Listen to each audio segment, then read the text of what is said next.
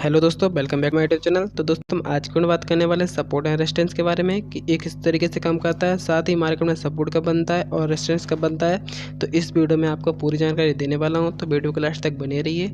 और अभी तक आपने हमारे चैनल को सब्सक्राइब नहीं किया है तो हमारे चैनल को सब्सक्राइब भी कर लीजिए। तो दोस्तों सबसे पहले मैं बात करने वाला हूँ सपोर्ट के बारे में कि सपोर्ट मार्केट में किस तरीके से बनता है। तो दोस्तों अगर मैं सपोर्ट की बात करूँ कि ये किस तरीके से मार्केट में बनता है, साथ ही मार्केट सपोर्ट होता क्या है। तो दोस्तों अगर मान लीजिए कोई प्राइस है और वो इस सपोर्ट एरिया से टकरा के वापस लौट जा रहा है, जैसे यहाँ से प्राइस नीचे आया, फिर से ऊपर गया, फिर से नीचे आया और फिर से ऊपर गया और फिर से नीचे आया और फिर से ऊपर गया और फिर से नीचे आया। तो दोस्तों जो नीचे वाला एरिया होता है ना, इसे बोलते हैं हम सपोर्ट एरिया।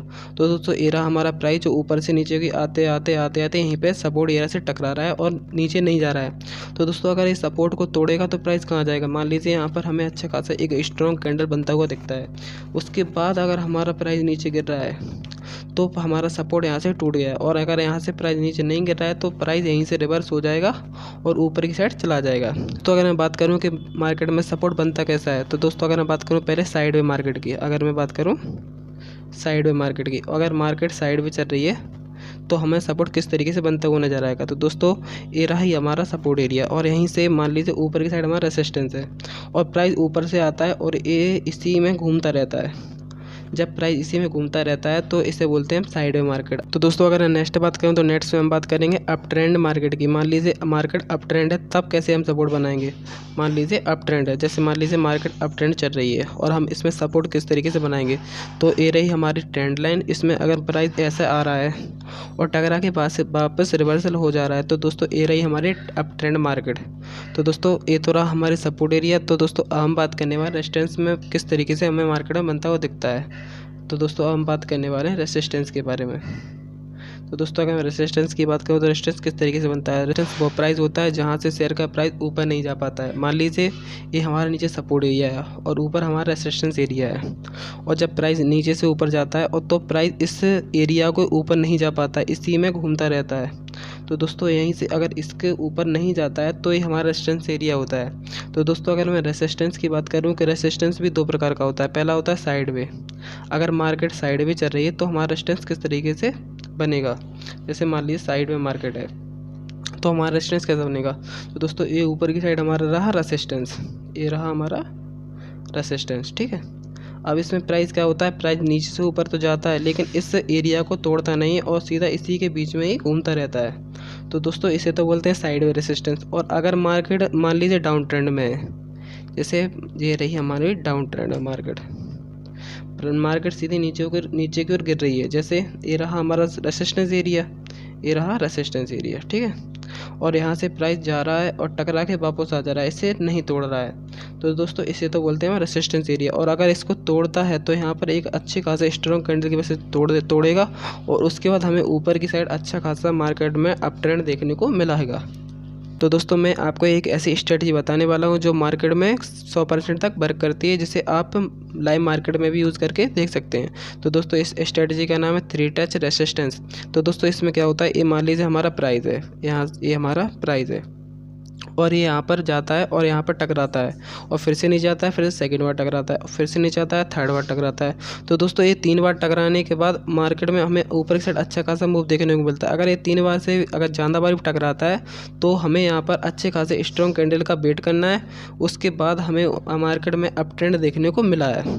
तो दोस्तों यही स्ट्रेटजी हमारी सपोर्ट में भी कैसे काम करेगी। तो दोस्तों अगर मैं सपोर्ट में बताऊँ कि स्ट्रेटजी कैसे काम करेगी, मान लीजिए ये हमारी मार्केट अप ट्रेंड में है। तो दोस्तों ये हमारा प्राइस रहा, यहाँ से प्राइस जाता है, मान लीजिए इसे मैं पी से दर्शा देता हूँ। तो ये हमारा प्राइस रहा और यहाँ से टच सपोर्ट को टच करके फिर से रिवर्सल जाता है, फिर से टच करता है, फिर से ऊपर जाता है और फिर से नीचे आता है, फिर से ऊपर जाने के बाद फिर से टकराता है। उसके बाद आप देख सकते हैं मार्केट में यहाँ से 3-4 बार तो टच करेगा, उसके बाद यहाँ पर हमें एक अच्छा खासा स्ट्रॉन्ग कैंडल अगर बनता हुआ दिखता है और हमें एक अच्छा खासा ब्रेकआउट यहाँ देखने को मिलता है तो मार्केट हमें नीचे की साइड डाउन ट्रेंड में मिलेगी।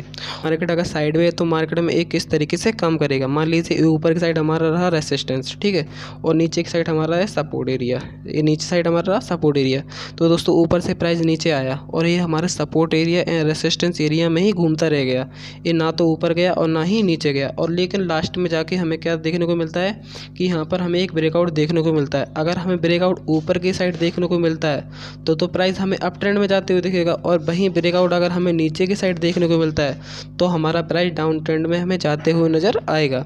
तो दोस्तों अब मैं समझाने वाला हूँ कि आपको मार्केट में किस तरीके से सपोर्ट एंड रेजिस्टेंस हम बनाते हैं। तो दोस्तों अगर मैं आपको चार्ट से द्वारा समझाऊँ तो चार्ट से हम देख सकते हैं कि मैंने आज का ही चार्ट लिया है, जिसमें आप देख सकते हैं जो ऊपर की साइड मैंने एक लाइन ड्रॉ की है उसे मैं रेजिस्टेंस एरिया कहते हैं, और जो नीचे साइड लाइन ड्रॉ की है उसे सपोर्ट एरिया कहते हैं। तो देखिए ऊपर से प्राइस नीचे की ओर आता है, उसके बाद क्या होता है प्राइस थोड़ा ऊपर जाता है जो हमारे रेजिस्टेंस से टकराता है, उसके बाद प्राइस फिर से नीचे आता है और हमारे सपोर्ट एरिया से टकराता है, उसके बाद प्राइस फिर से ऊपर जाता है और हमारे रेजिस्टेंस एरिया से टकराने के बाद फिर से नीचे रिवर्सल होकर हमारे सपोर्ट एरिया से टकराता है। उसके बाद क्या होता है प्राइस फिर से रेजिस्टेंस एरिया से टकराने के बाद नीचे की साइड आने के बाद आप देख सकते हैं मार्केट में थोड़ा सा मूव लेके फिर से हमें अच्छा खासा डाउन ट्रेंड यहाँ पर देखने को मिलता है, वो भी अच्छे खासे रेड कैंडल की वजह से। दोस्तों इस मार्केट को हम कहते हैं साइड मार्केट, जो मैंने आपको बताई हुई। अगर मैं नेक्स्ट चार्ट के द्वारा समझूँ तो नेक्स्ट चार्ट में आप देख सकते हैं ऊपर एक साइड मैंने लाइन ड्रॉ की है उसे रेजिस्टेंस लाइन कहते हैं, और जो नीचे लाइन ड्रॉ की है उसे सपोर्ट लाइन कहते हैं। दोस्तों आप देख सकते हैं कि ऊपर से मार्केट नीचे आती है और यहाँ पर सपोर्ट एरिया से टकराती है, उसके बाद क्या होता है मार्केट फिर से ऊपर जाती है और नीचे आकर सपोर्ट एरिया से फिर से टकराती है। मार्केट फिर से ऊपर जाने के बाद हमारी रेजिस्टेंस लाइन से टकराती है, उसके बाद मार्केट फिर से नीचे आती है और इसी तरीके से मार्केट ऊपर नीचे करते हुए 5-6 बार टकराती है। उसके बाद आप देख सकते हैं ऊपर की साइड हमें अच्छा खासे ग्रीन कैंडल की वजह से ऊपर की साइड हमें अप ट्रेंड में अच्छा खासा मूव देखने को मिला है।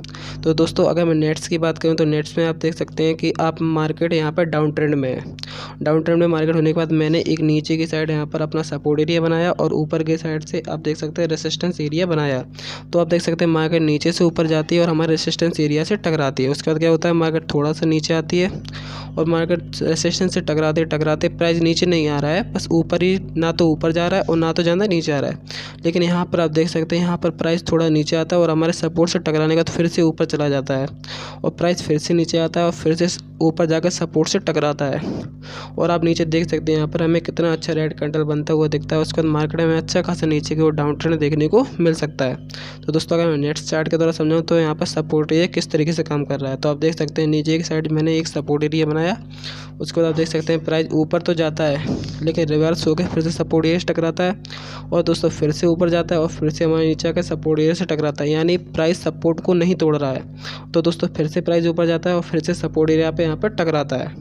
तो दोस्तों इस तरीके से हमारा सपोर्ट एंड रेजिस्टेंस काम करता है। तो दोस्तों अगर हमारी वीडियो अच्छी लगी तो हमारे चैनल को सब्सक्राइब जरूर कर लेना। वीडियो देखने के लिए धन्यवाद।